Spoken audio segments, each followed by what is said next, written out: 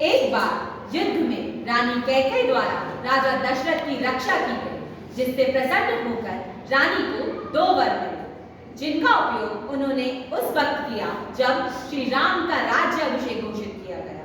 वह वर थे श्री राम के स्थान पर भरत का राज्याभिषेक और श्री राम को 14 बरस का वनवास। राजा दशरथ को ना चाहते हुए भी अपने वचन पूरे करने पड़े और उन्होंने श्री राम को वनवास भेज दिया।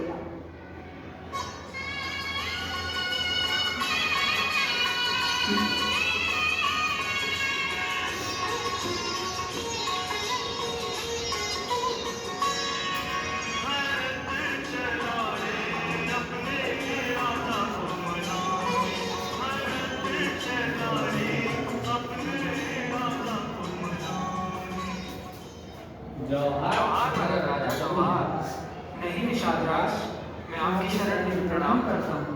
नहीं कुमार, नहीं महाराज राजा, आप ये क्या कर रहे हैं? आप मुझे इस योग्य नहीं मानते ना? ठीक है, मेरे पाप को यही दंड है। नहीं कुमार, भरत भैया, हमसे भूल हुई, हम आपका अपराधी, हमार वंद्य ना जाने का विचार करत रहे।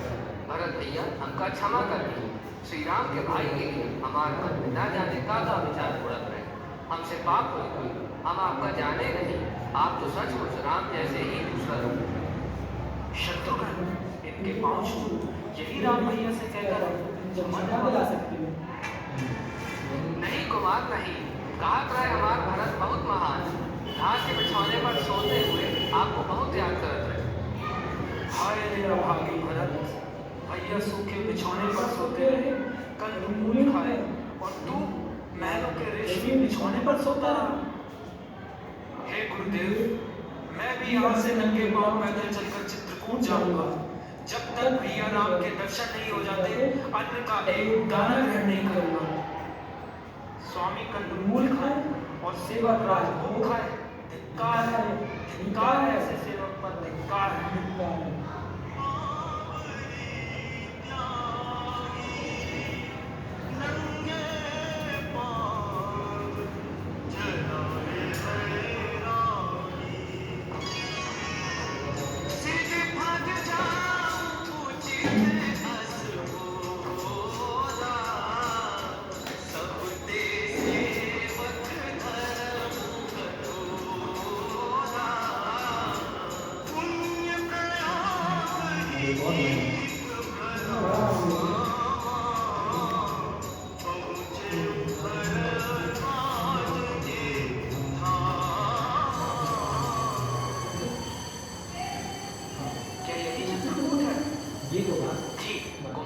यही चिंतन तो जाने भैया राम की कुटिया कहाँ होगी।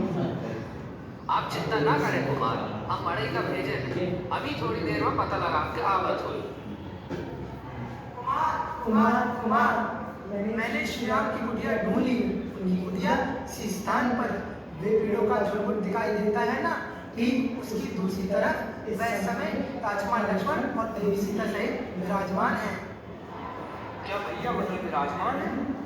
चलिए गुरुदेव, आप माताओं को लेकर धीरे धीरे आइए।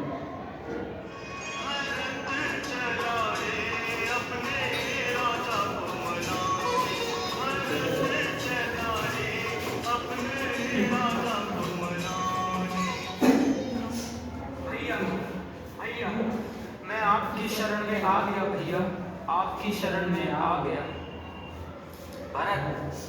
भरत मेरे भाई,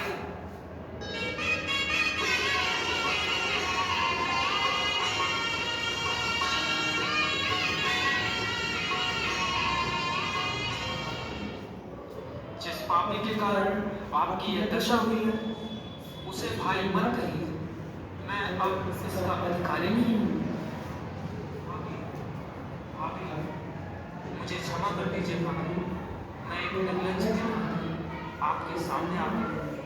आप सबकी ये दशा देखने से अच्छा हो कि मुझे मृत्यु हो जाती।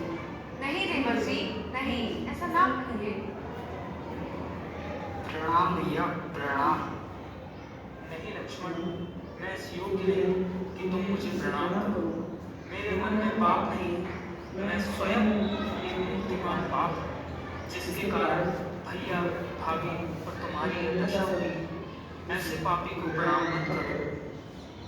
मुझे क्षमा कर दीजिए भैया, मुझे क्षमा कर दीजिए। मेरे मन में आपके लिए दोष आ गया था, जिसके कारण मैंने आपके ऊपर धनुष उठा लिया था। मुझे क्षमा कर दीजिए भैया, मुझे क्षमा कर दीजिए। तो वो बाण चलाया क्यों नहीं पगले? वो बाण चला देते तो बहुत बड़ा उपकार कर देते। फिर मैं भैया के सामने यह कलंकित होकर खड़ा नहीं होता। मेरी कुल घातनी माता के पापों का मुझे यही दंड मिलना चाहिए। भरत, माता के लिए ऐसे अपशब्द कहना पाप है।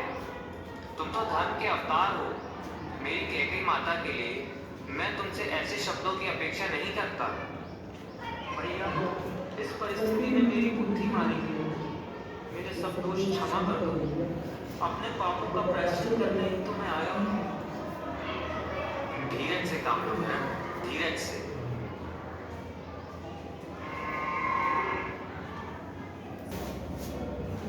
आइए आपको वन में ले चलते हैं, जहां चारों युगों की सबसे बड़ी अदालत सबसे बड़े पक्षकारों के बीच सबसे बड़े विवाद को सुलझा रही है।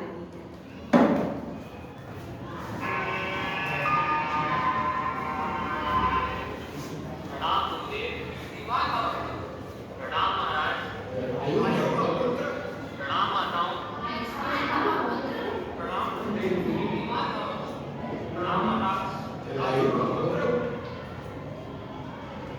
महाराज जनक, जैसा आपको विदित है, अयोध्या का राज परिवार इस समय